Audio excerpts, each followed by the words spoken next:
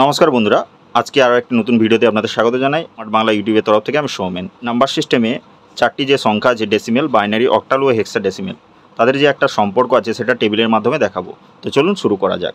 তো ডেসিমেল সংখ্যা আমরা জানি, পরপর এখানে লিখে যাব 0, 1, 2, 3, 4, 5, 6, 7, 8, 9, 10, 11, 12, 13, 14, 15 অবধি লিখলাম।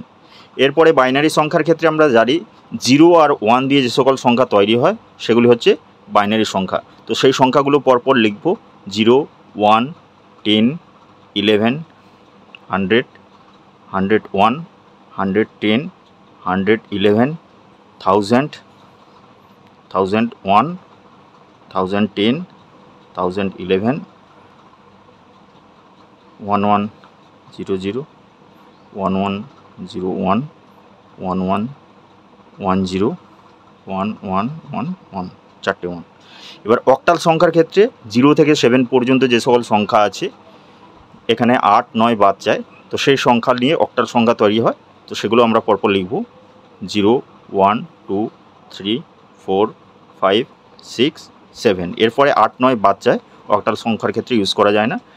10, 11, 12, 13, 14, 15, 16। এরপরে হেক্সাডেসিমেল সংখ্যার ক্ষেত্রে আমরা জানি 16টি সংখ্যা নিয়ে হেক্সাডেসিমেল সংখ্যা তৈরি হয়। হেক্সাডেসিমেল সংখ্যার ক্ষেত্রে 0 থেকে 9 অবধি লিখব 0, 1, 2, 3, 4, 5, 6, 7, 8, 9। এরপরে 10কে ধরা হয় A, 11কে ধরা হয় B, 12কে ধরা হয় C, 13কে ধরা হয় D, 14কে ধরা হয় E, আর 15কে ধরা হয় F। তো এই যে চারটি সংখ্যার সম্পর্ক সেটা আমরা পরপর লিখলাম। এগুলো কম্পিউটার নাম্বার সিস্টেমে একটা নাম্বার থেকে আরেকটা নাম্বারে কনভারসেশন করার সময় খুবই কাজে লাগে। ভিডিওটি কেমন লাগলো কমেন্ট করে জানাবেন। সবাই ভালো থাকবেন, দেখা হবে পরবর্তী নতুন কোনো ভিডিওতে।